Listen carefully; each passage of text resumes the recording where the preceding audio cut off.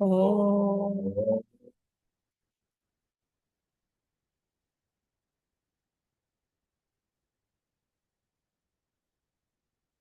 ओ ओ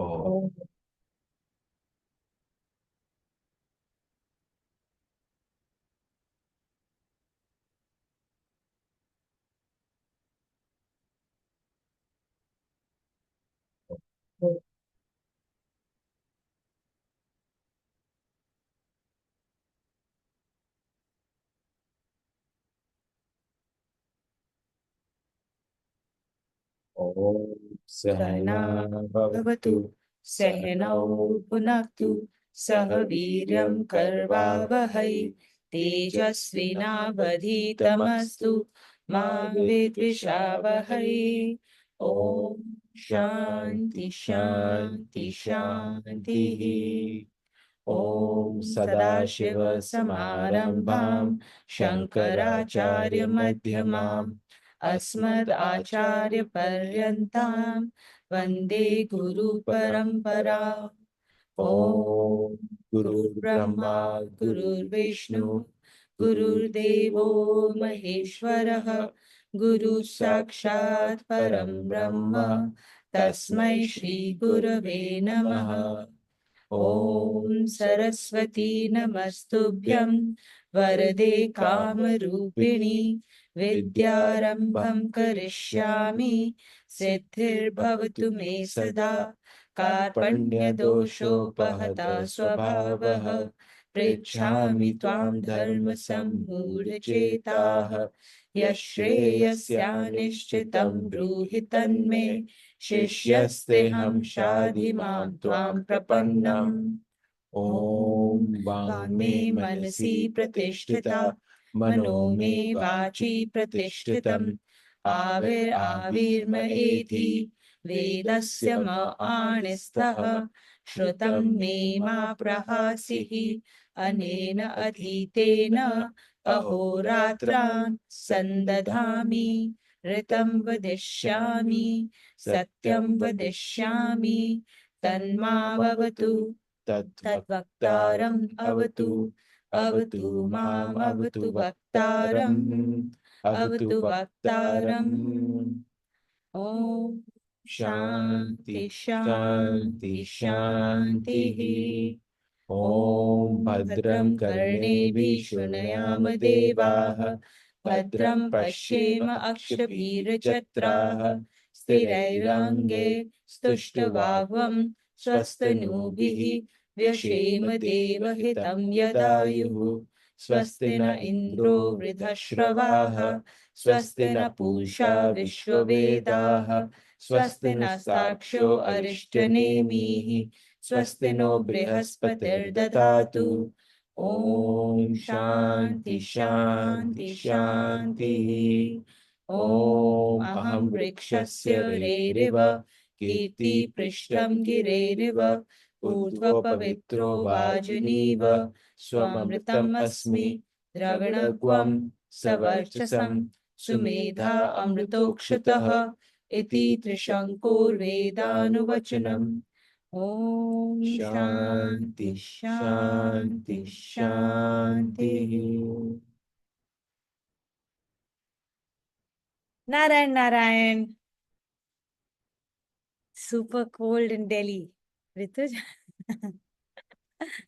और may be Nice. Is on night duty on चौकीदार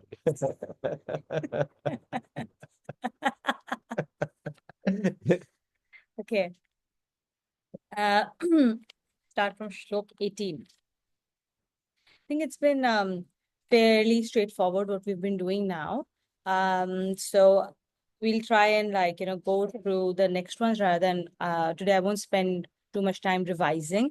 We did a good recap in the last class. So all I'll say is that now we are really focusing deeply on understanding how demoniacs behave, how demonical qualities get manifested, right? And we are seeing it in great detail because Bhagwanji knows that these are things we need to become aware of in ourselves to be able to let them go. Once we let these demonical qualities go, we don't hold on to them. They are here with us because we hold on to them, right? We hold on to them because of wrong types of sansaric thoughts, manyatai, right? We think this is the right way to be. And Bhagwanji is saying that these are not the right ways of being. Whatever you may hear in your community or you may have heard from, wherever you've heard them, right? Like these are not the right ways of being at all. So understand these demonical qualities and let them go. Let them go with what? With um, full sense of surrendership and with no judgment. And then the divine qualities we talked about in the first 3 shlokas will automatically start to shine forth from us. Yeah. So we'll start with shloka 18 today. Sanchita, do you want to read with us? Oh, the Lord now speaks of the considerations which motivate the behavior of such. Have we done? I There don't is think a we. chapter 16. Yeah, but have we done Shloka 17? I think we ended at 16 last time. I'm not sure. Yeah, I think we ended at 16. Okay. I'm prepared. Okay, sorry. So let's go to shlok 17 then. Okay. The Lord exposes their petty motives and says, Atma sambhavita stabdha Atma sambhavita stabdha dhanmana mad anvitaha dhanamana danvitaha yajante nam yagyaste yajante nama yajnaste dambhena vidhipurvakam dambhena vidhipurvakam. Conceited, haughty, intoxicated by their wealth and vanity, they perform yagnas in name only with ostentation, but with feelings that are contrary to scriptural injunctions. Hypocritical performance of yagnas. In the performance of yagnas and worship of the Lord or of gods, it is necessary to have a spirit of dedication and self-surrender. Contrary to this, the aim of such haughty persons is that by their performance of yagnas, they may create the impression of being virtuous. Due to this impure motive, their behavior lacks humility, so much so that even with the priests conducting the yagnas, they behave in a haughty manner. Behind their show of religiosity, they maintain their haughtiness and hypocrisy. They do not care for religious injunctions which govern the performance of the yagnas. They are motivated only by conceit, for their desire is only to show off their religiosity. They completely forget that to be truly righteous, humility is essential. So with yagnas and puja, right? How we show up in our prayer is how we live our daily lives. If you think you can live your daily life as being manipulative, self-serving, maximizing your profit, but in prayer you go and you will act as if you're in full surrender, it is not going to happen. Bhagwanji can sense your true bhav. It's not about the action, right? Firstly, that's becoming very clear. It's not about doing the puja. It's not about doing the yagna. 2 people can do it. Exact same ritual. But it's about the bhav, the intent and the emotion with which you connect any action. So even in puja, it's about the bhav with which you connect to Bhagwanji. And that bhav is mentioned in line 1 is the bhav of dedication and self-surrender. Correct?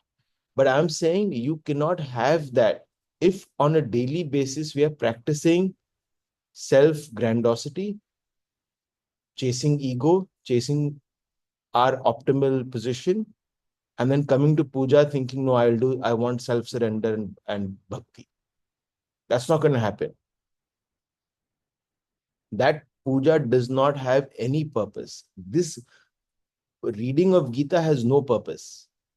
if it doesn't translate into Monday to Friday with the intent of doing seva, dedication, surrender to VVGP, to Bhagwanji's will, so that the best version of you comes out. Then when you come to puja, you will have that bhav of dedication of self-surrender because you've been trying to practice it through the week.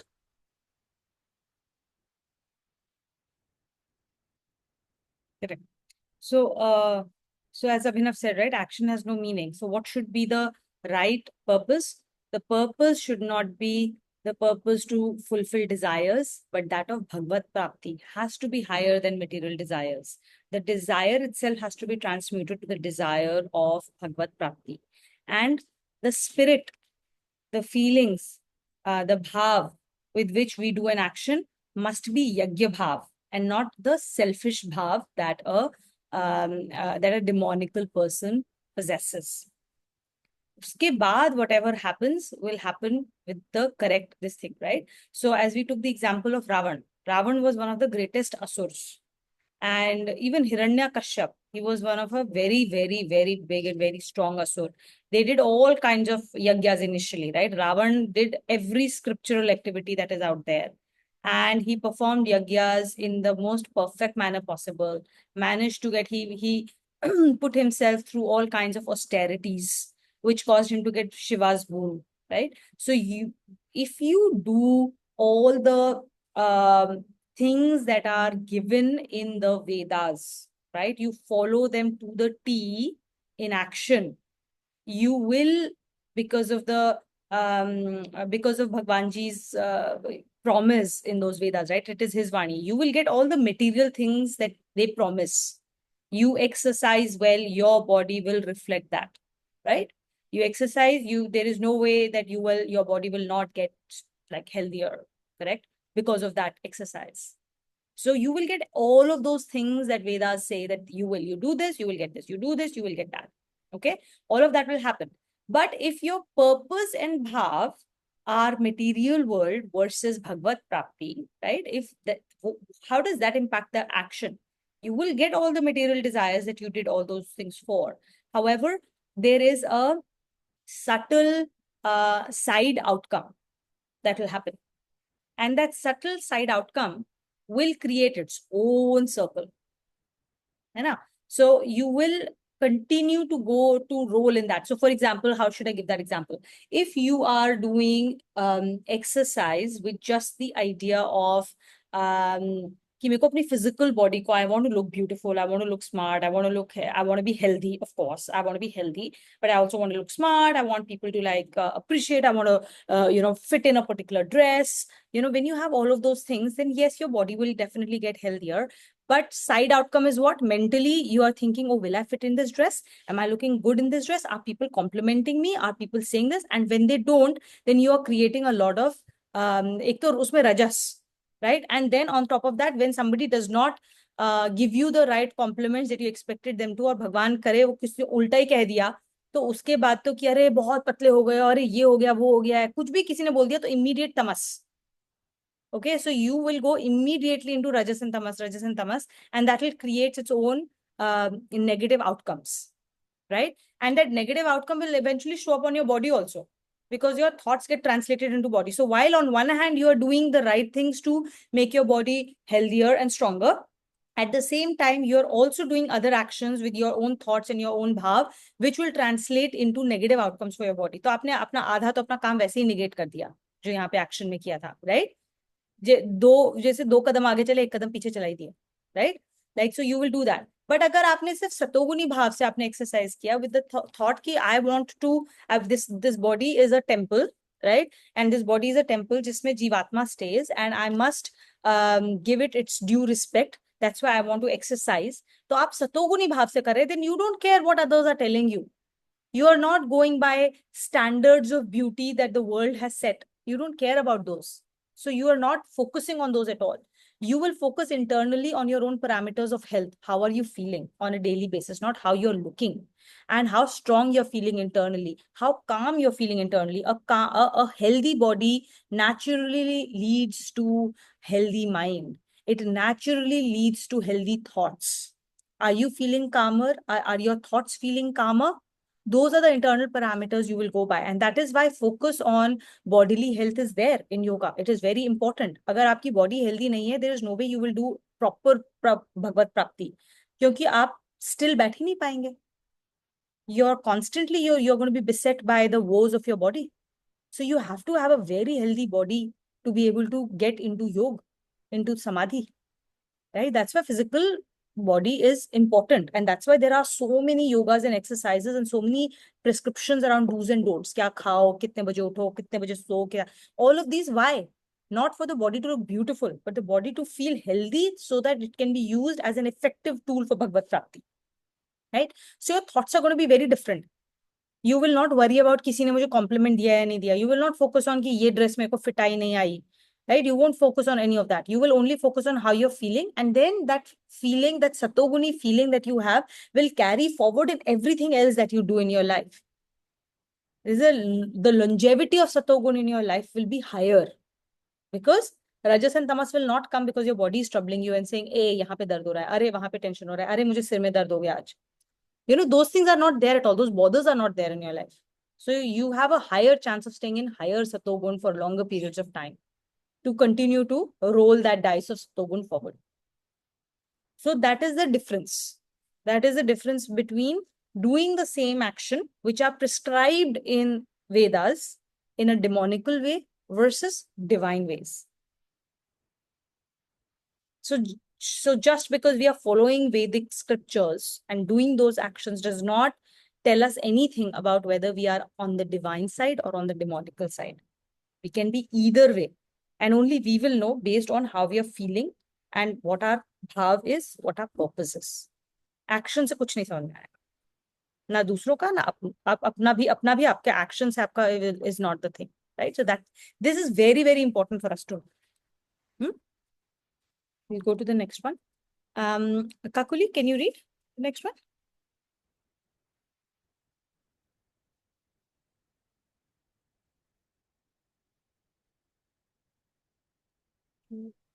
The Lord, I'm reading Shloka 18, right? Yes.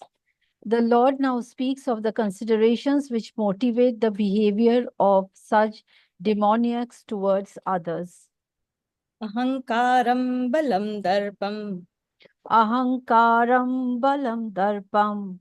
Kamam krodham cha samshritaha.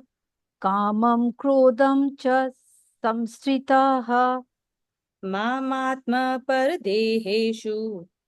Ma paradesheshu. Deheshu. Yeah. Mam atmam. Mamatma. Mamatma paradeheshu. Perfect. Pradvishantobhya suyakaha.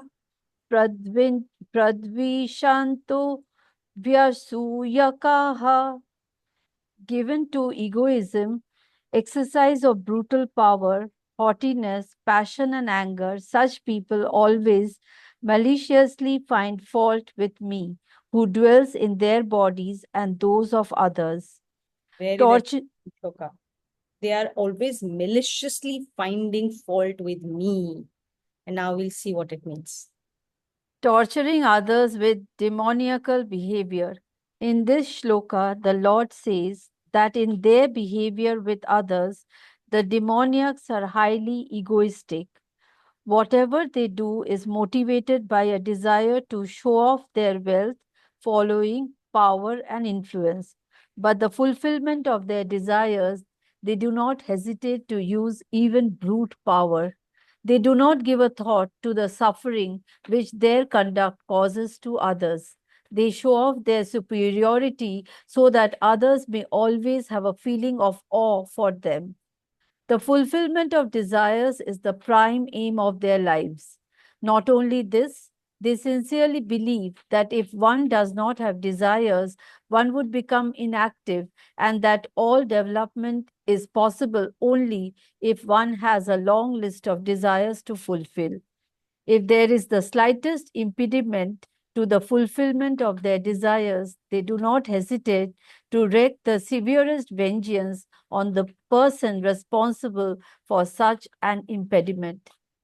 Thus, the Lord says that the conduct of such demoniacs is based on egoism, brute force, haughtiness, passion, and anger. Such persons are forever engaged in the vilification of others. In the second line of the shloka, the Lord says that such a show of malice and vilification is, in fact, an act of hostility to Him, as He is the indweller of all beings. This does not mean that He inspires such people with the demoniacal attitudes. The fact is that, as has been said earlier, demoniacal properties are not constituents of the innate nature of the individualized self, which is essentially divine. These demoniacal qualities get superimposed on the innate nature due to wrong beliefs and worldly values based on covetousness, passion, and an overemphasized ego. The consequence of conduct based on such beliefs is intense suffering, and therefore, howsoever one behaves with another, in effect, one behaves in that manner with oneself only. The result of actions based on the demoniacal properties may appear to bring in some worldly gains, but these gains are largely enjoyed by others. The doer of such actions alone is left to suffer the evil consequences of the immortal actions. On the other hand, whatever good is done to others intensifies the innate qualities of sattva. As has been explained in chapter 14, the result of sattva-guna is enlightenment and happiness, and thus these gifts of sattva are earned immediately. The actions based on rajas and tamas yield a harvest of suffering and ignorance respectively. Okay. So the first thing, so there are lots of there are two to three different parts of this shloka. But the first part, again, very important to understand that any action that we do, we are either doing it as an act of seva, as an act of lok sangra, or we are doing it as a self-serving act. Any action. Self-serving act means an act that has sprung out of desire. An act that has sprung out of an attachment to a result. The only other antidote is an act of seva and lok sangra. Like the previous shlok, the act stays the same. It is at the bhav level that you create consequences for yourself. So that's the first thing. That the second part, do you want to talk more about the first part before I Didn't you first उसके बाद फिर Okay. The second part, like we read in chapter 9, right? Everything we interact with in the world is a reflection of Bhagwan Ji. It's him. Every person you interact with is him in a different form. My wife is him in a different form. My son is him in a different form. The person who was rude to me is him in a different form. The dog that bit me is him in a different form. Right? Because we associate with our form, we only see other people as their forms, not as him. Because we are so attached to our body consciousness, all we see is bodies, bodies, bodies, bodies, different people and different bodies. The moment we rise from body consciousness to our soul consciousness, we will start seeing him everywhere. That's again chapter 9, greatest open secret, right? And that's what Bhagwan Ji is saying, that every time you act from body consciousness, where you distinguish between me versus others, and you treat them poorly, all you're doing is treating God poorly. Ineffectively, you're treating yourself poorly. But in this shloka, he says very clearly that the consequence of the conduit based on beliefs is intense suffering. And therefore, however one behaves with another, in effect, one behaves in that manner with oneself only. Whatever suffering you think you're creating for others to get your way, you're actually creating suffering just for yourself. Because it's the same entity, Bhagwan Ji. There is no excuse from there. I think those are the two main things. Right. Now, when we are looking at, when we read through this, right, the first example that might come in our head are those that are extremes. Right? Movie mein it's very clear kaun hero hai, kaun villain hai, black and whites. Or when we see extreme behaviors of others. But in reality, this is a behavior, this torturing others is something that we literally do on a daily basis in some form or the other. Through the words we speak, howsoever softly they may be spoken. Bachcho se, spouses se. And most of the times we will do it with people who are weaker than us, who can't answer back, people who cannot fight back. Okay. Out on the roads, or when people who are serving us in any capacity, whether they are our helpers, our maids, they are guards, waiters, we do this unconsciously. People who are reporting to us, when they show up with some work that we don't approve of, how we treat them, right? How our words come out. Are they coming out in a manner, because I am very good, I have very high standards of work, right? And I think I'm really, really good at what I do, right? I'm a great administrator. I have extremely high level of eye for detail. And then I will treat others very shabbily. I will say these weird dialogues. If you hear from outside of yourself, right? If you become an observer of your own behavior, you will see कि यार ये तो बिल्कुल ही demonical way of behavior है. And then we'll justify to ourselves, इतना बेकार काम करके दिया, कल मेरा presentation है, कल मैं क्या अपने boss को वो दिखाऊंगी? How am I going to show that? Right? You will say that to your kids. I used to get 100 on 100. What are you doing with your maths? How are you getting only 75? I cannot trust this. And then the way, or अगर आप सिखा रहे हो अपने बच्चे को कुछ, and that kid doesn't get it 2 times, 3 times, how much do you shout at the kid? Right? We all have been there in some form or the other. Your helper, when she does something that you told her, when she does something opposite of what you told her, right? The way we say things, the way we talk, the force with which we say it, right? So now, in all of these examples, I'm not saying that you do not pull up the other person if they've not done something correctly, right? Especially husband. So the pull up करना जरूरी है. बहुत जरूरी है, right? Like you have to, obviously, you're the prarabdha cleansing machine, right, for your spouse. तो वो तो करना बहुत जरूरी है, right? But it is about how you do it is important. Demonically, when you do it, which is where we almost always are, unless we are placing ourselves consciously in Satogun. And why am I saying that? Why am I saying that by default we are in that space? Jabki hum start of the chapter we are saying that by default we are actually divine qualities. Now they are big. There's a big contradiction there. The reason is that because of past habits, it's like a baby is clean, right? When you wake up in the morning, you're all actually, the baby's born, he's absolutely clean. He'll go out and he'll play. Pura dhul se upar niche. Now that dhul is not his innate nature. The mud that he is carried on is not his innate nature. He has got it from outside because of his play outside. Okay, it is natural and normal to expect कि वो बाहर खेलने जाएगा तो गंदा होकर आएगा ही आएगा. He cannot remain clean. So be mentally prepared कि वो बच्चा घर में आएगा, गंदा होगा, उसको नहलाना पड़ेगा, कपड़े धोने पड़ेंगे. Right? So, but that does not mean that it is his innate nature. Innately, the skin knows how to keep itself clean. And it is designed in such a way that that dirt does not, for all practical purposes, go inside if we keep a normal way of cleansing ourselves. Right?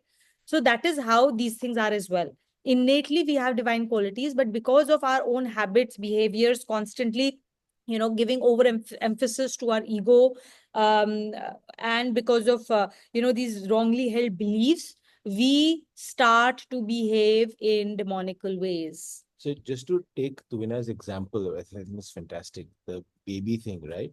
Baby kid goes out, plays on the playground, gets dirty head to toe. What do? Do we let the baby be, हाँ ठीक है, बाहर you went, interacted with the world, you got dirty, it's okay, stay like that? No. We'll immediately give the baby a bath, soap, shampoo, wash his face, everything, right? Same thing with us. We go interact with the world in VVGP. It throws all sorts of things towards us. Correct? Coming back, doing your swadhyay, doing your nam jap, reading your scriptures, doing your reflection, that is our cleansing. So that we can go back to the world with the right bhav. Correct. Every time we do the study, every time we do the class, every time we do the takeaways, we are forcing our mind to cleanse ourselves so that we have the right bhav in the next interaction. And just like that child, every time we go play sports in the playground, we will get dirty. That is the design. As you So grow if we older, you don't- will fall less maybe. So you'll get less dirty, but we will get dirty. Even I go today at my age, I'll get dirty, right? Same thing with us. The more we study, the less maybe dirtier we'll get, but dirty we will get. And we have to come back and clean ourselves, Even focus on our path sages, and go back. Yeah, even exactly. sages, when they interact with the world, they have periods of self-isolation where they do their puja, they do their yajna. They, on a daily basis, they do their own yajna on a daily basis to keep themselves clean. And after a period of time, then they will have these periods of isolation. They're like, okay, now I'm not going to interact with the world. I need to cleanse myself. है ना? तो ये, so that is why all of these things that we are prescribed, naam jap, puja, yajna, everything, swadhyay, all of these are extremely important for us to keep ourselves clean and to keep ourselves constantly going back to what is what are the universal principles. उसमें हमें अपने आप को tether करना ही है every day, because every time we go out in this glamorous world, we'll come back untethered again. So that is one, right? Ki we are going to get dirty. So that is why we need to cleanse ourselves. Now, क्या बोल रही थी मैं भूल गई. I'm so sorry. I was leading to something. Consequences of conduct based on intents. Bhagwan ji everywhere. नहीं, वो line of thought भूल गई मैं. Anyway, so बिल्कुल ही भूल गई. It's okay. We'll come back at the right. Should we move then? There's something I really wanted to bring out. So we can come down. हाँ, कि हम लोग जब दूसरे लोगों से जैसे हम बिहेव करते हैं ना, वो जो सेंटेंसेस बोलते हैं, ये बहुत इंपॉर्टेंट है, बहुत इंपॉर्टेंट है. और ये सब में आपको, you don't have to worry about people who are more powerful than you, right? When children are small, वो कुछ भी हमें को बोले, लेकिन उसमें कोई फर्क नहीं पड़ता, right? Because we are more powerful than our kids, we have way more influence over our kids. तो उसमें आप मत टेंशन लो, बिकॉज बच्चा ज्यादा चिल्लाएगा ना, तो he will immediately gate responses from us. ठीक है? अगर आपको अपना ये सारा कुछ ईगो दिखाना है ना, do it in front of people who are in positions of power against you. So the places you need to look out for your demonical behavior is with people who are in less positions of power compared to you, your children, your the people who serve you, your helpers, your people who report to you for work. These are very, very important places for you to see where your demonical behavior comes out. And then also see how we justify it for ourselves. Right? We justify it very quickly. Gandhari Buddhi is going to justify everything that we say or do. And we do it in ways जहाँ पे आज हमें समझ में भी नहीं आएगा. आज की तारीख में we always say कि ये तो करना ही है. Like we will, if you are intelligent, you will say stuff like, you're so stupid. How can you be so stupid? बहुत casually हम लोग बोल देते हैं. If somebody says something or does something, हम बहुत casually इस तरह की language use करते हैं. How can you be so stupid, यार? More than to others, it's a reflection of how often we say it to ourselves. Yeah. For every mistake that we do. Yes. So whatever we do now, bringing this back to what Abhinav said, very, very important. कि ये language हम लोग बहुत casually use करते हैं, and that is what I want to bring out. It is not those massive moments of passion that I am reflecting on. वो बहुत easily stand out हो जाएंगे for you. Okay, and you will be able to capture them very quickly. I'm bringing your attention to those moments which are not necessarily filled with passion, but they are even more dangerous because they are our daily conversation. And those daily conversations धीरे धीरे रगड़ती रहती हैं हमारे ऊपर और दूसरों पर. Now, the most important thing here is that the way we treat others.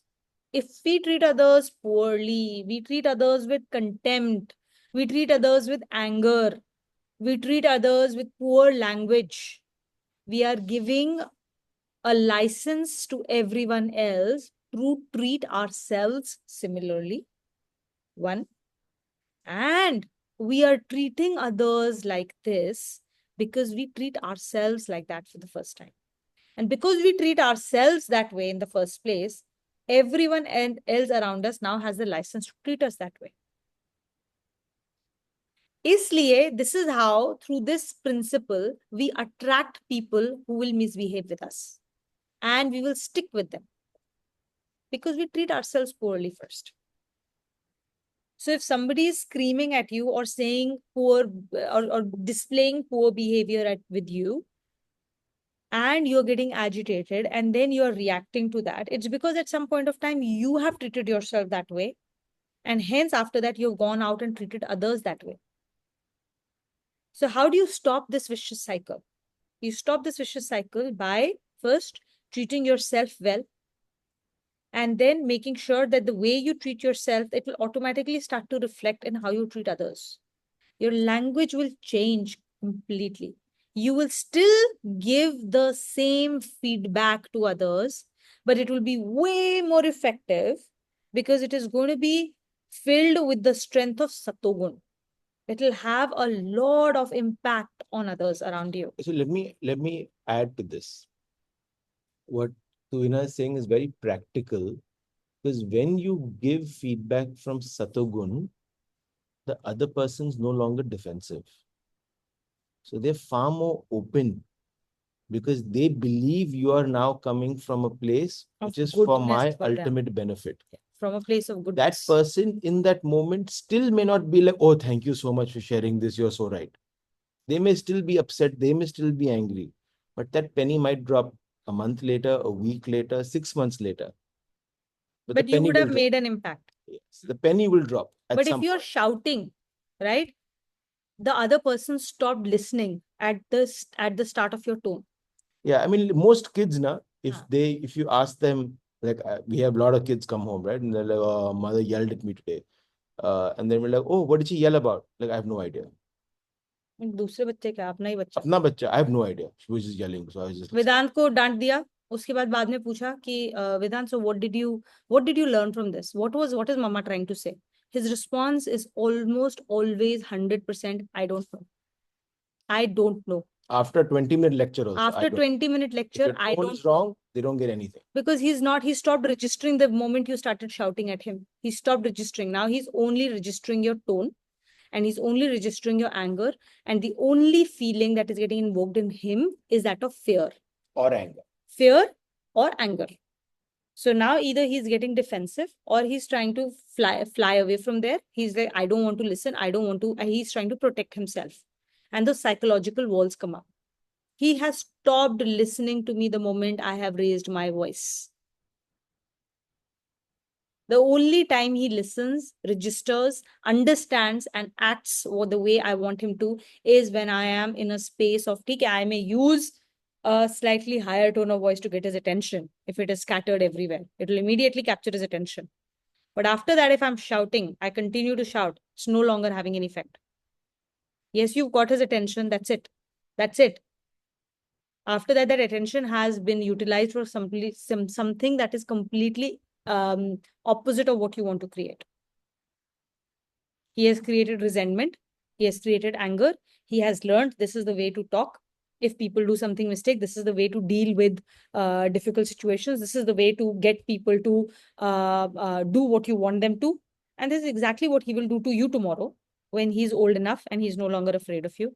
And this is exactly how he will treat others in his life, because that's what he's learning from you. Oh, okay. This is how you talk to people. Oh, okay. So if people make a mistake, this is how you talk to them. Okay, now I have the license to behave like this. Right? This is how we teach children. So he will only, but when you are calm and you are talking to him and you're seeking feedback from him, are you understanding what I'm trying to say? Paraphrase, tell me what you think. You get his feedback. Why did you do something? What was going on in your mind? When you're interacting like that from a space of Satogun, he's not afraid of speaking his mind out. And then you will realize now it's not just about child, it's about everybody else. Everybody is trying to do a good job out there from their own standpoint and from their own spaces of context and from their skill set point of view. When you start to really speak like that, then you will get where they are, what they are behaving, why they are doing what they are doing, and they're all doing the best that they can. And then only you will realize कि कहाँ गलती हुई, उसको समझ ही नहीं आया, मेरा instruction क्या था, or was his goal entirely different? My goal was this, his goal was this. Oh, that's why he went there, because उसको तो goal ही, उसका तो goal ही अलग था. I didn't communicate my goal to him properly. और you may realise कि अरे उसका स्किल सेट ही नहीं है ये करने का, मैं उससे एक्सपेक्ट कर रही हूँ कि ये करो, उसको आता ही नहीं है, मैं उसे बोल रही हूँ कार्टव्हील करो, भैया लाइफ में कभी कार्टव्हील ही नहीं किया, कैसे करेगा cartwheel? Frustration for him, frustration for me. Let me go find somebody who can actually do a cartwheel. Correct? So that clarity will emerge only when we act from Satogun. So we still give the right feedback, but the way we give feedback when we are in Rajas and Tamas, when we are in demonical state of being versus when we are in a Satoguni, divine state of being, is very different. Right? So Gita is not teaching us to be quiet. कि सब सहते रहो, सब कुछ खुद ही करते रहो, ये सब कहीं नहीं लिखा है. It is teaching us to be extremely powerful. It is teaching us to be effective. That there are effective ways of being and there are ineffective ways of being that will keep you in the same rut because you're not getting to the bottom of things. So just to add to what Tuvina says, right here, Gita is not asking you to be passive in any situation, but we will talk a lot about Dhriti later on. Gita asks you to sharpen your intellect to know when and where to respond. You do not need to respond to everything. Then you are a magpie. You are responding to your ego and your likes and your dislikes then. You have to, so before you come to this sense that, oh, Gita is not asking me to be passive and I have to be something else. No, first you have to learn to sharpen your intellect. Go back to the scriptures. Come back to the root cause and the principles. Then find a response which will be great, more powerful than anything else. Because you're not allowing it to affect your ego or your being. You're operating from Bhagwanji. And that's where Dhriti comes in, which we'll talk about in the next chapter. Dhriti means fortitude, the endurance required to suffer, to experience hurt and pain without associating with it and operating from power. Yeah. All right. And I think at one point of time, बहुत पहले लिखा था हमारे, इसमें हमने पढ़ा था, I don't remember which chapter, but probably in the first 6 chapters where we read, anger is the tool of the weak. We'll talk So about this because of- yeah, so if we are in space of anger, right? If we are in a space where somebody that, why are we in a space of anger? It's because we have given our power away to an external VVGP. And we have given them the license to make us angry. So our locus of power is no longer inside of us, it is outside of us. And that makes us very weak because we have given our power away to someone else, to something else. उसने ऐसा कहा तो मैं गुस्सा हो गया, वो ऐसा हो गया तो मुझे गुस्सा आ गया. You are no longer in control. कोई और आपको कठपुतली की तरह नचा रहा है और नचाएगा, सारी जिंदगी नचाएगा. Powerful people have their locus of control inside of themselves. And as Abhinav said, the clear sign of power is the power over your own behavior and your own responses. Power to choose when you will say what you will say, to whom you will say, and how you will say. Power to choose what you want to let go, and power to choose when you want to respond, to what you want to respond, how you want to respond. No one can have a sway over this person but himself. That is the true definition of power. And that power exudes. When that person walks into a room, you know that this person is powerful. Okay?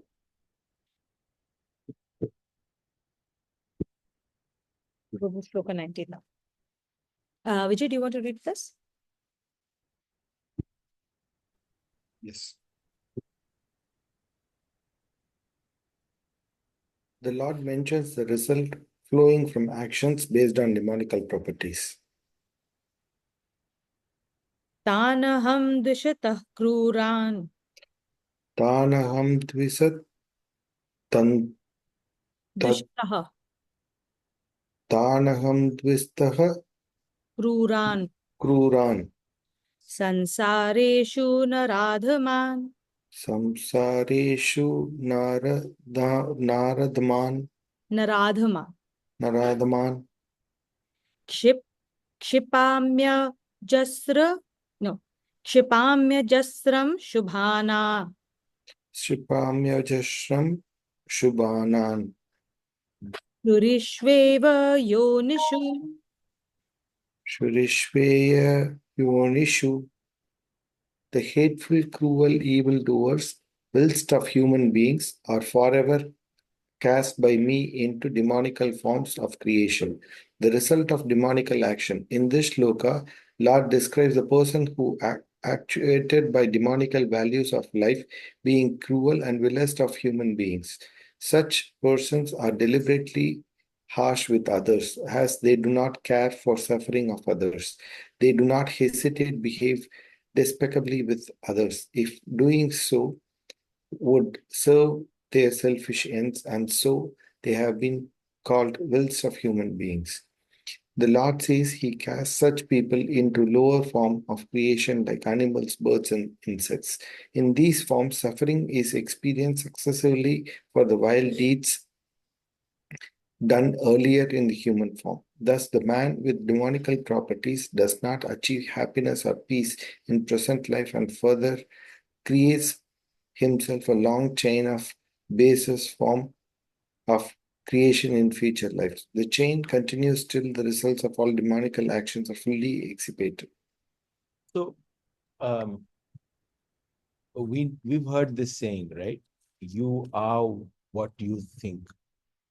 So if you think about something, that's the starting point of creating your reality, right? You are what you spend your time thinking about, that's what you become in this world, right? So a person's face, right? As soon as they walk into a room, sometimes you can look at that person's face and say, oh, this person looks like an angry person. This person has been angry all their life. So the face now etches out. Or when a saint walks in a room, or you see their face, you look, oh my God, this looks so peaceful.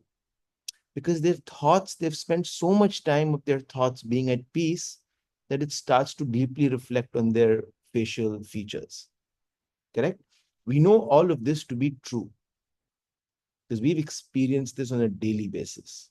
That's how we make judgments on people before they even open their mouth. Right? Now, what Bhagwanji is saying is the thoughts that you have in this life consistently, the bhav with which you operate in this life consistently over the course of 70, 80, 90, 100 years, define who you will be in your next life. We all know having a human life is one of the most precious things. It's the only life form that allows us to reach Bhagwanji, allows us to do self-surrender, allows us to do seva. That's why it's special. Every other form is self-serving. Not self-serving, but bhog yoni. You have no choice. आपको भोगना ही है. You are an experiencer of various pleasures and sufferings. Naturally, you're just an enjoyer. whether that's enjoyment of the sufferings that are going to come your way, whether you're enjoying the results of pleasures that you need to experience. चाहे 7 levels ऊपर हो, चाहे 7 levels नीचे हो. The only place where we have the ability to choose in every step is this yoni of human beings. The yoni of human beings is the only one which is created in the image of the God, because we have that choice. And another important thing I think which goes into this shloka is a reminder to ourselves कि पुरुषार्थ के 4 धर्म हैं. There is dharma, arth, काम and moksha.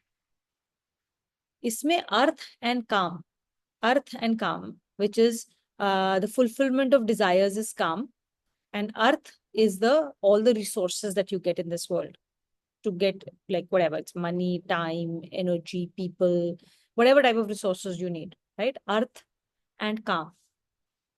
इस जन्म में आप कुछ भी कर लो, it will not affect your arth and काम. Does not. Arth and काम have been defined when you were born based on what you have done, what karma you have done in your previous lives. Okay, it's like bank balance. You work, you fill your bank balance, you can withdraw only what is there in your bank balance. There's no concept of credit in Bhagwanji's banking system. So you do not eat what you have not created already. You don't borrow from your future earnings. It's only debit card that you have. So whatever you have already done and accrued, out of that sanchit karma, right? You are taken certain amount of your prarabdha and given in this lifetime. Both for earth and काम तो पूरा आपको दे दिया गया है. उसमें क्या आपको सफरिंग करनी है, क्या आपको भोगना है, और आपको कितना पैसा मिलेगा, कितना फेम मिलेगा, कितना नेम मिलेगा, कितने बड़े घर में आप रहेंगे, कौन सी फैमिली में आप बॉर्न होंगे, everything is determined at the start of your life. Based on that, you are born in a certain family with a certain types of resources. You get given certain types of opportunities, right? So arth and kam is something that you accrued in your previous lifetimes. Nobody can take away from you what you deserve, and you cannot take away from anybody what they deserve. You cannot be cheated away. Okay? Nobody can take money out of your bank account. Only you can. And you will get that money as per Bhagwanji's this thing. He knows कि यार तुम्हारे पास 100 रुपए हैं. You need these 100 rupees in which you have to live your life. Somebody else has been given 200 rupees. So monthly आपको कितना खर्चा मिलेगा, कब क्या है, वो भगवान जी is already decided. And this is said in a lot of ways कि किस्मत से ज्यादा और किस्मत से पहले किसी को कुछ नहीं मिलता. Now, where does that leave us? Because हम लोग तो सारे के सारे अर्थ और काम के लिए काम कर रहे हैं. All our lives, from our demonical standpoint, we have been working only towards fulfillment of desires and only to get that arth, that we have only worked for that. So now you are saying that everything has already been decided upfront. What is the point of working? Then तो I will not work at all. फिर तो सब कुछ मेरे पास ऐसे ही आता रहेगा, right?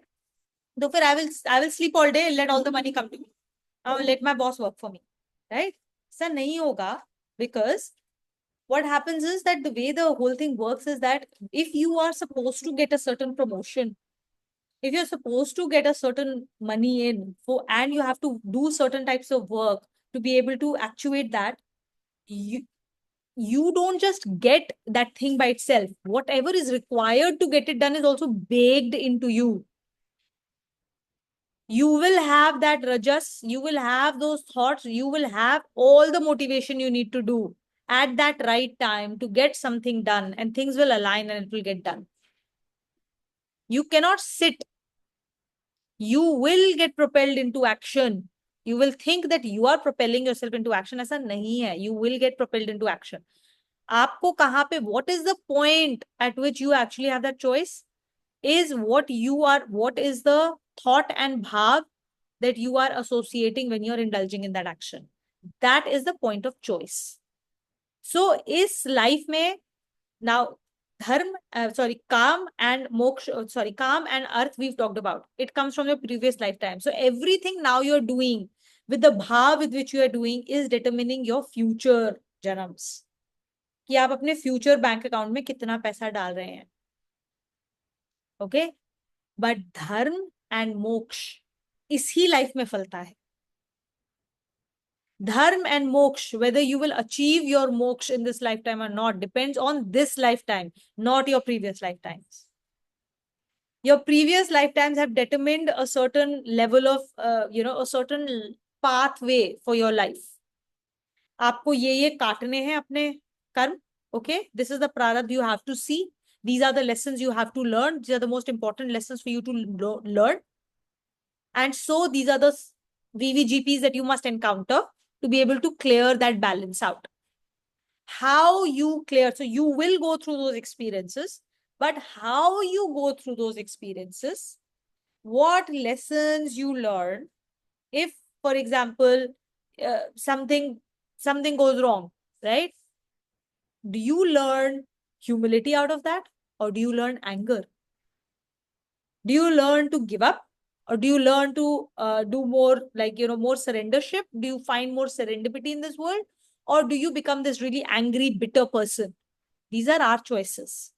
How those VVGPs leave us, what residues they leave us with. Hamari consciousness goes up higher or it goes lower because of those experiences. That is the point of choice that we have. And that determines your dharma and moksha. So dharma and moksha isi janam ka falta hai. So that means is janam mein the only thing we should be focusing on is dharma and moksha, dharma and moksha, dharma and moksha. The more dharma and the more work towards moksha we do, that will create better life opportunities for us later on. Now you don't do this dharma and moksha. Now you can do this dharma. You can do dharma. Okay? With a sakam bhav. Right? If you do it with sakam bhav, then in your next life, you will get that sakam pleasure that you will experience. You do it with nishkam bhav. Oh, okay. But when you do it with nishkam bhav, then within this life itself, you have the ability to find God, to find yourself. ठीक है?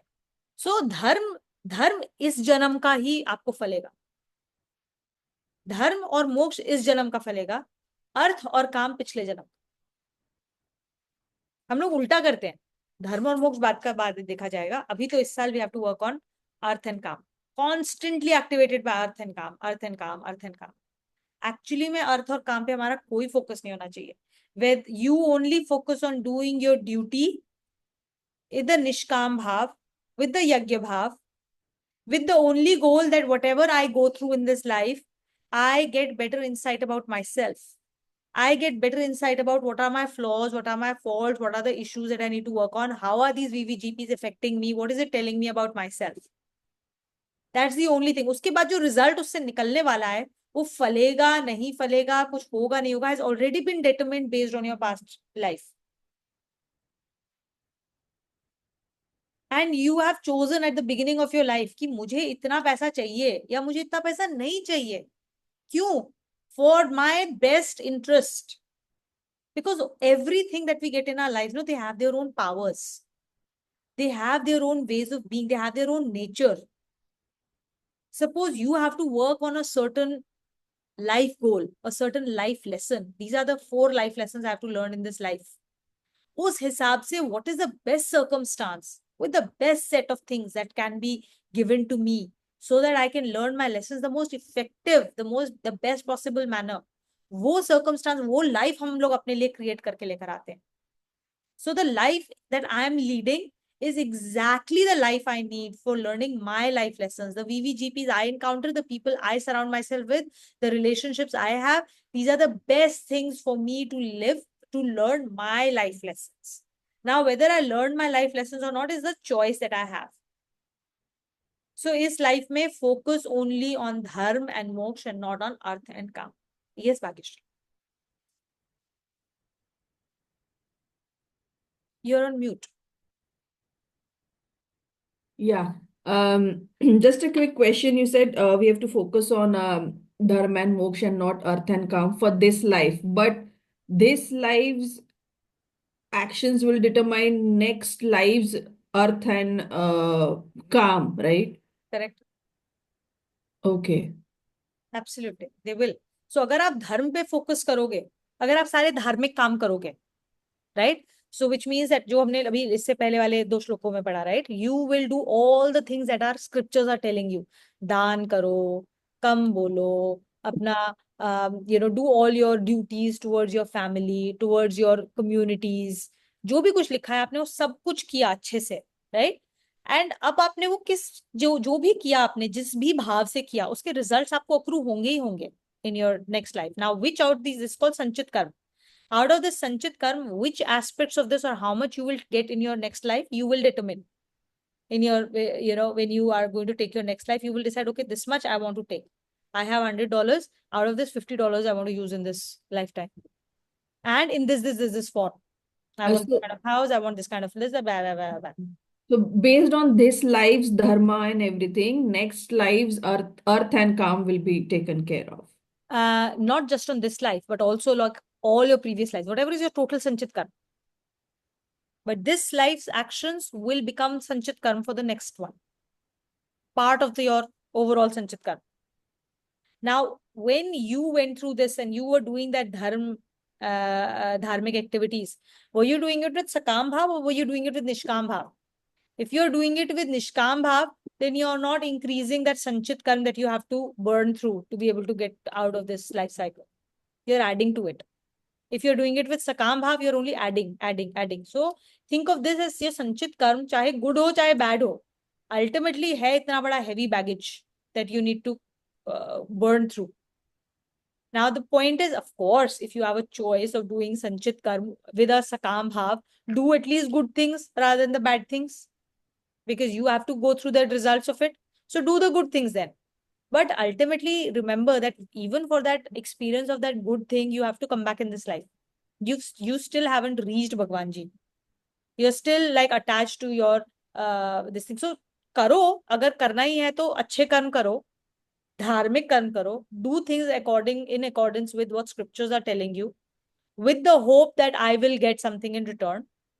And that's totally okay. It is natural progression, right? We talked about that natural progression of this thing. So start with that if that is what is appealing to you. At some stage, you will start to see futility of that also. पर जब तक नहीं है तब तक आप उसी से काम करो, because you are now at that level. You cannot go from level 1 to level 4 immediately, right? Level 1 पे है, level 1 पे अच्छे से काम करें.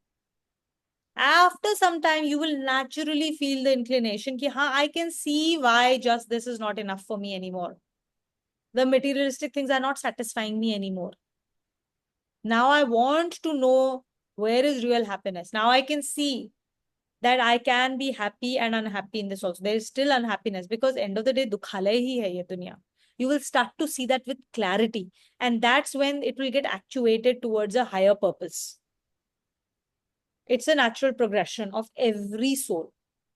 So right now, if we don't find ourselves to going to that level, कि हम हर action में निष्काम भाव नहीं कर पाए. See, now all of us, it's not as if like we are here or there at all times, right?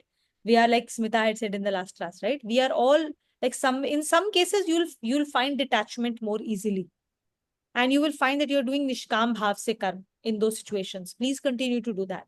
In the situations where we are acting in that very tamasic behavior, in that moment we have to try and go from tamas to rajas. Let me not be tamasic. At least let me get rajasic. From rajasic, then I will get to that first rajasic behavior where I will act with selfish interest. Right?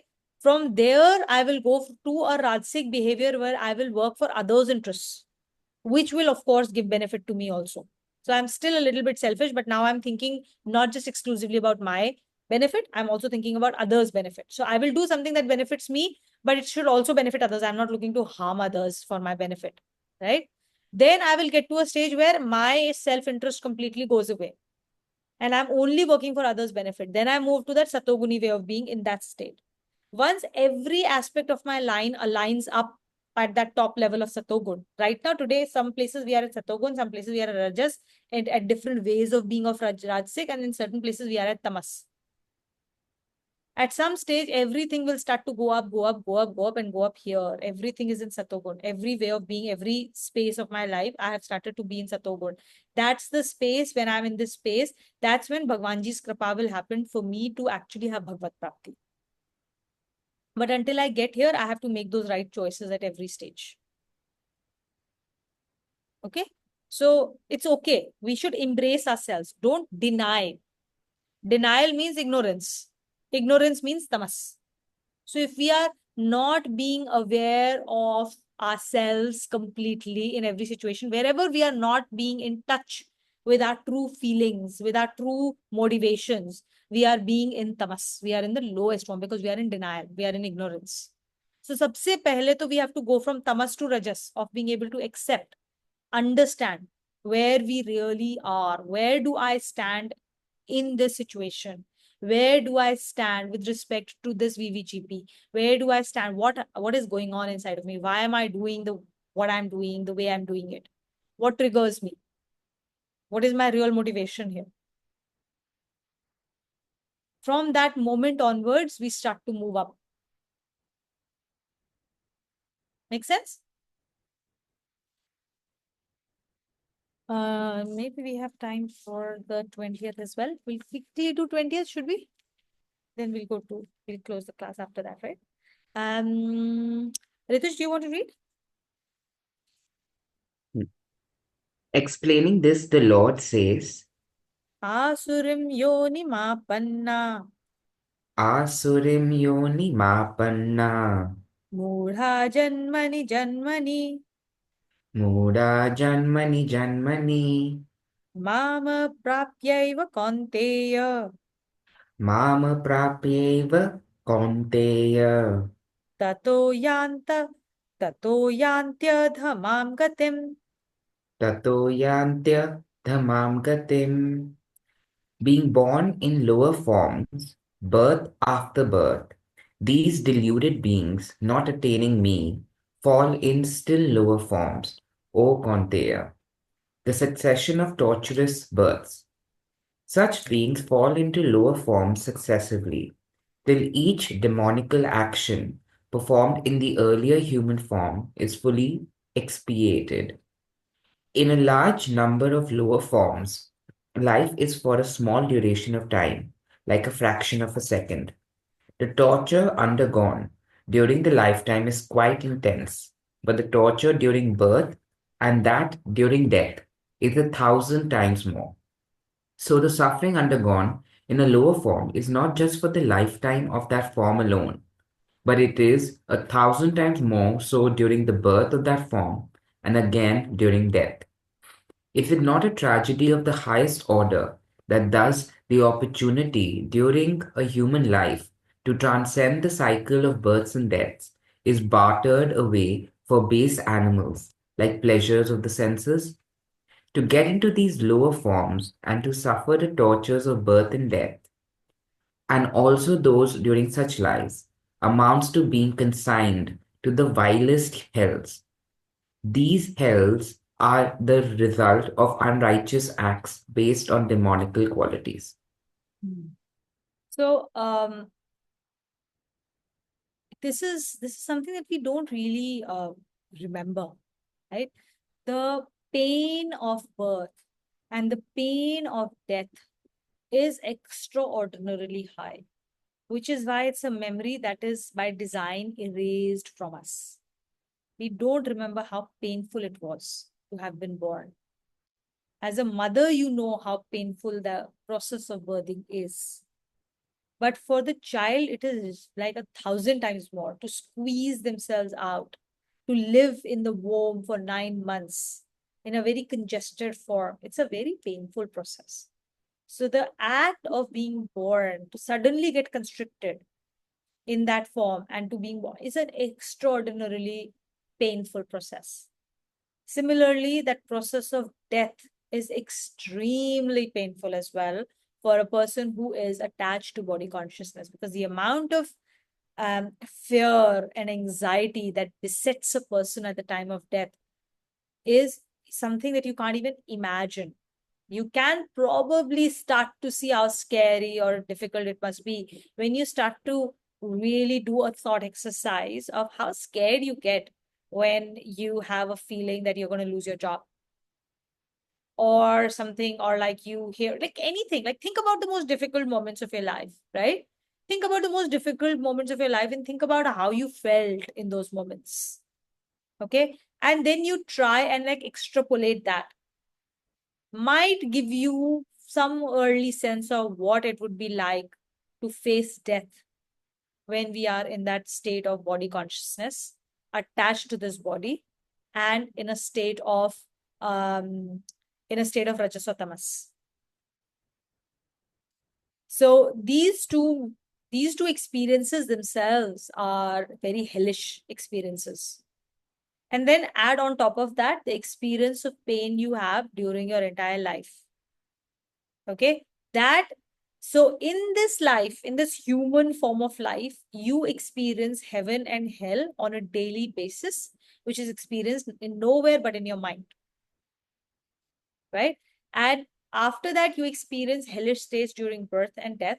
And then you experience it again and again in every form that you have to take on to expiate your demonical behaviors. जो हमें suffering experience करनी है. मक्खी बन रहे हैं, मच्छर बन रहे हैं, स्लॉथ बन रहे हैं, डॉग बन रहे हैं, कैट बन रहे हैं, फिश बन रहे हैं, amoeba बन रहे हैं, right? Whatever it is that we need to experience, we will go through those experiences. These are very hellish experiences.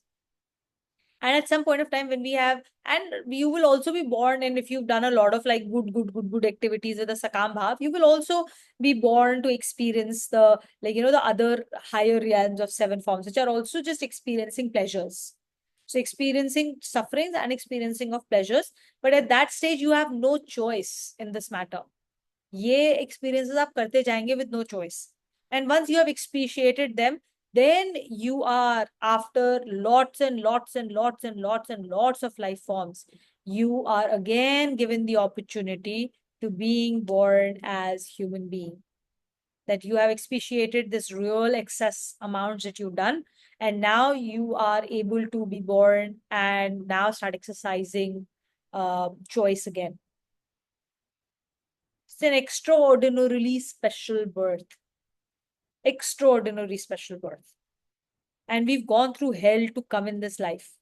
Now we have that choice on a daily basis कि हम कैसे behave करना चाहते हैं, हम क्या करना चाहते हैं, और कैसे, क्या भाव और क्या purpose के साथ हम action करना चाहते हैं. Action तो होएगा ही होएगा, right? Because Arth और Kam has already been decided for us. VVGP has already been decided for us.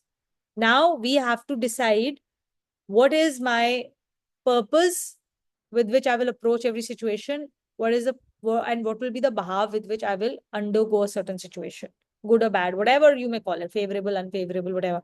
Ultimately, if you have the right thought process and your right purpose of Bhagavad Prapti, and you have, so the purpose is Bhagavad Prapti and your bhav is Yagya Bhav. I will give my best with the resources given by Bhagwanji, energy given by Bhagwanji, for his pleasure alone. Then every situation is only a favorable situation. Because every situation is helping me be in touch with myself. Every situation is helping me resolve one or the other knot, is helping me show a mirror, and is helping me move one step forward in self-improvement. Which means every step is one step closer to Bhagwanji. Which means it is a step closer to bliss, Sat Chit Anand. An Anand, a bliss, a happiness that never ends. So that is the right way of living life. That's the that's the correct use of this life. Instead of chasing arth and काम, जिसका कुछ accrual नहीं होने वाला है इस life, कुछ भी.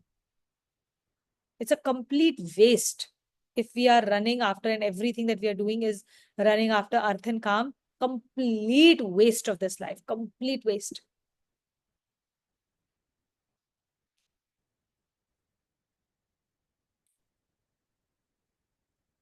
We close the class here, and in the next class, we'll be able to finish this chapter. We'll do a round of takeaways now.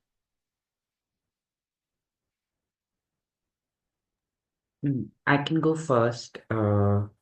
So for me, the first thing about changing my purpose from worldly desires to Bhagavad Prapti, I want to be mindful of that, and I pray that I can work on that. And also because living by myself, I realize that I am quite selfish by nature. So I want to even change and hope I can change from being so selfish to a more Yagya Bhav. And I pray to God that I can change that about rather than first thinking about myself, I start thinking about others. And the example of the child and getting dirty was something which was really nice about how going out in the world and how we interact with the VVGP and the dirt that comes on to me is just temporary, and the skin that I have, it's just a layer that I can easily be cleansed, and that can happen with Swadhyay, Nam Jap, Satsang, and Puja, and basically inculcating the principles and living by them and self-reflecting and then cleaning myself and going out again, and that whole process of interacting with VGP again, and hopefully like you have a sunscreen and you can protect yourself with the cleansing also, and the Gita, that layer can be formed on me and it doesn't stick on and it can wear off even faster. And also I'm the fact about treating myself better, that's important, because not being so self-critical, so that I could treat others as well this better as well. So and there's this line that if you can't love yourself, how can you love somebody else? So you have to learn to appreciate yourself. So these were my takeaways. Thank you, Ritesh.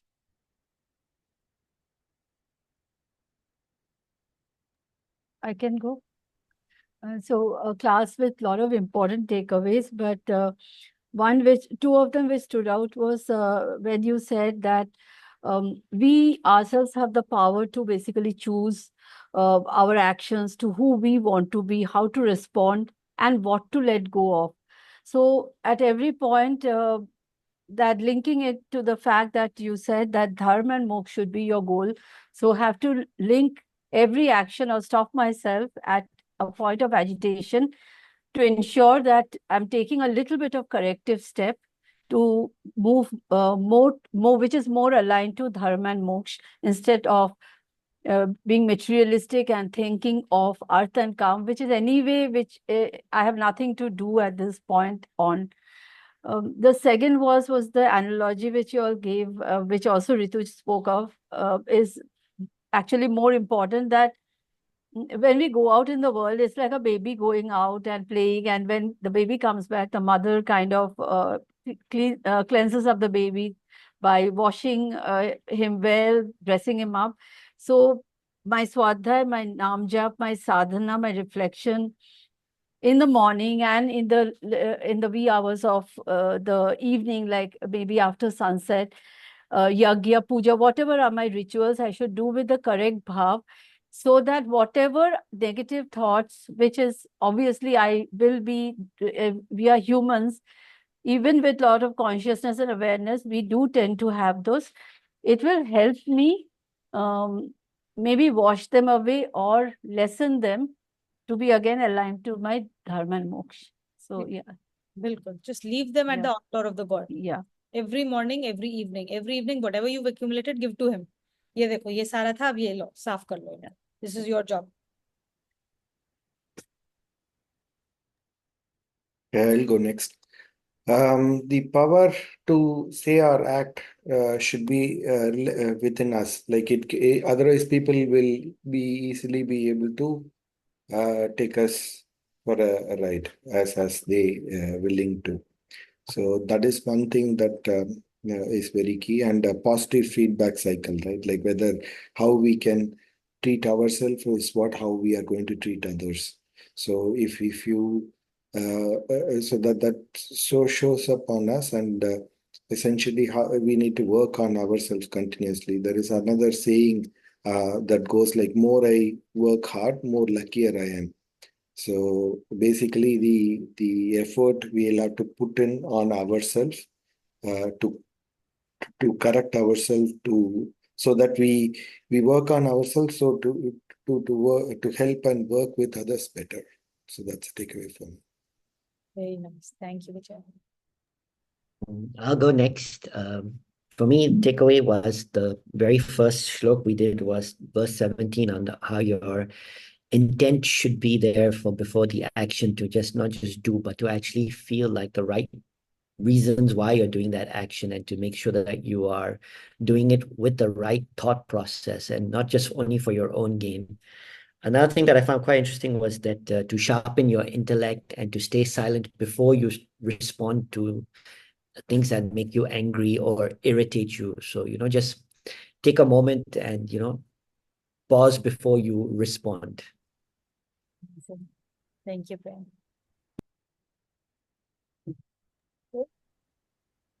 So I think what you said, which really state that everyone out there is trying to do to the best of their ability, right? I think that's something. So I think for me, it's like every time I'm in a situation, I need to also put myself in the other person's shoes, understand from where that other person is operating, instead of having my own judgments to situations. I think that's very important, and especially at work, understand, why someone has done what they have done, and not, just have my own judgments, thrown upon that situation, and therefore, so be more empathetic, and of course, take a pause before I respond to any situation that, comes up. I think that's going to be my practice point this week. Thanks, Sanchita. The right way, the tool that you should use to be able to empathize with others is the right type of questioning. So the only way you'll be able to place yourself in someone else's shoes is when you ask the right questions. I think that's what we need to do. हम लोग answers ज़्यादा देते हैं, questions कम पूछते हैं. So we have to be curious. We have to develop that habit of being curious about others and about our world. So learn to ask the right questions. With the right bhav, he's trying to do the best he can. Then what prevented him? That should be your starting point. What prevented him from doing what I expected of him? And then asking the right questions with the right bhav will elicit the right answers for you to get the insights. Where is the problem in the process? And what can you do so that you have better results next time? How to improve, how to make things more efficient. Thank you. Okay.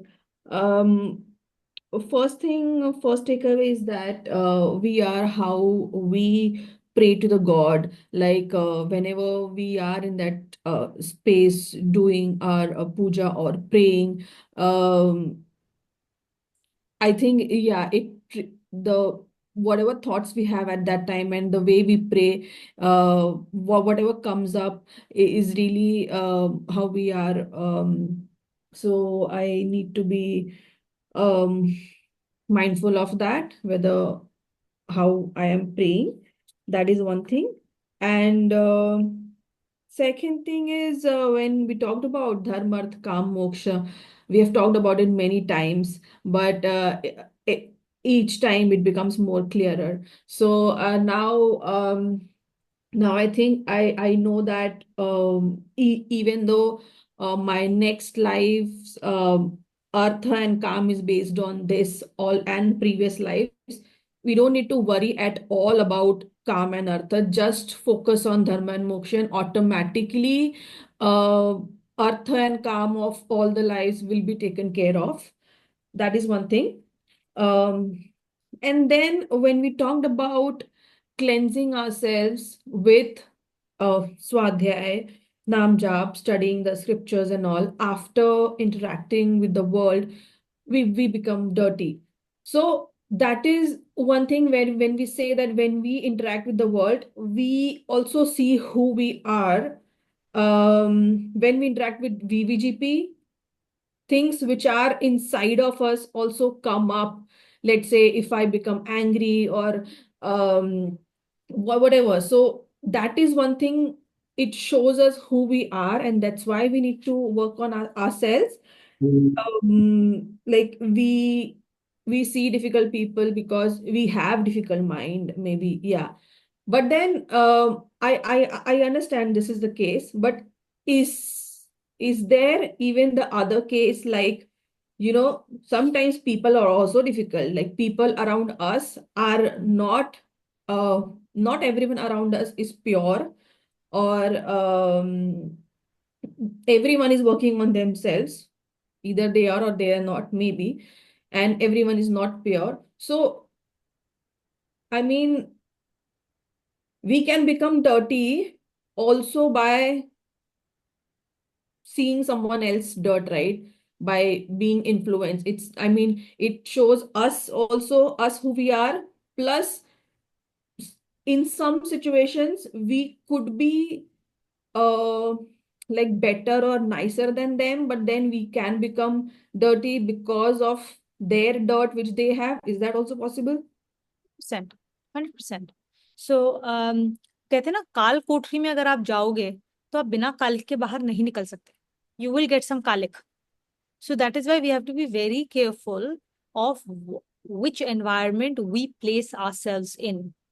Right? There are certain VVGPs that we have no control over, but there are lots of VVGPs where we have a control.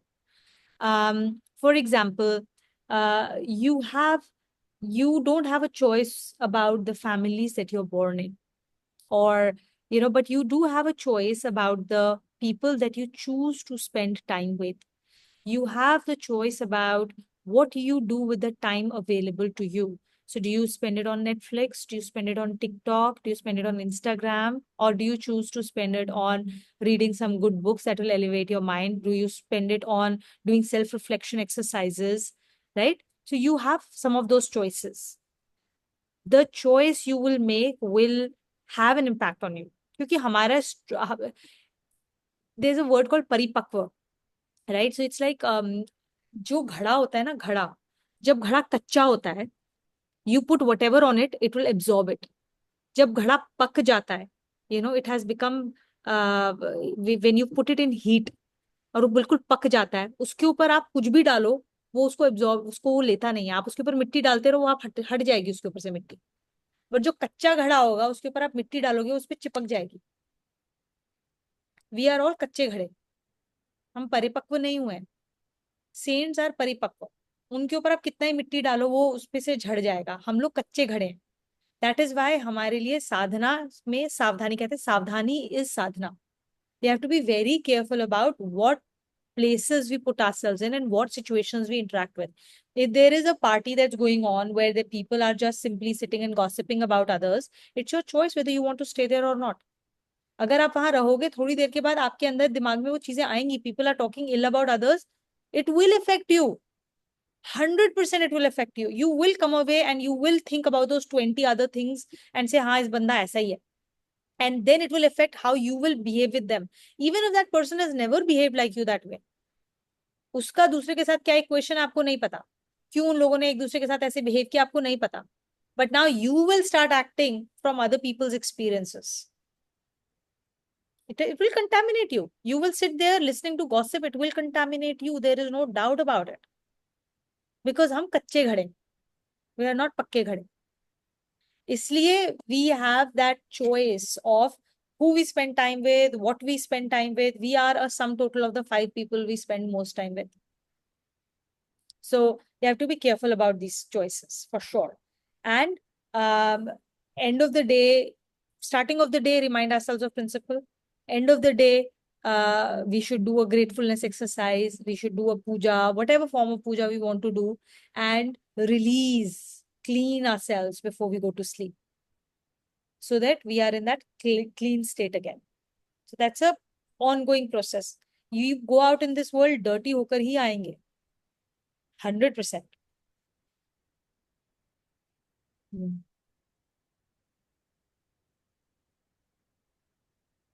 All right, so we'll do the closing shlokas. Does somebody want to do the seva for the closing shlokas today? I can take it. Yes. Om Sarvesham Swastirbhavatu Sarvesham Shantirbhavatu Sarvesham Purnam Bhavatu Sarvesham Mangalam Bhavatu Om Shanti Shanti Shanti. Om Sarve Bhavantu Sukhidaga, Sarve Santu Niramaya, Sarve Bhadrani Pashyantu, Ma Kaschit Dukh Bhavet. Om Shanti Shanti Shanti. Om Asato Ma Sadgamaya, Tamaso Ma Jyotirgamaya, Mrityorma Amritam Gamaya. Om Shanti Shanti Shanti. Om Purnamada Purnamidam Purnat Purnamudachyate Purnasya Purnamadaya Purnam Eva Avishyate. Om Shanti Shanti Shanti. Om.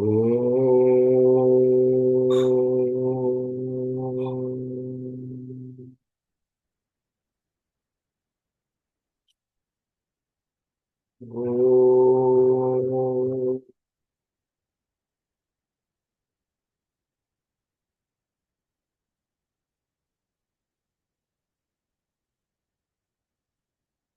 Om.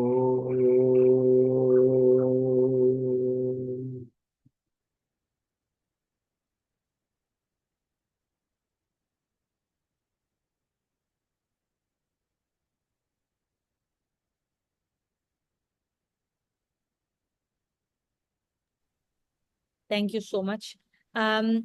Before we log off, did anyone do the exercise through the week that we discussed in the last class?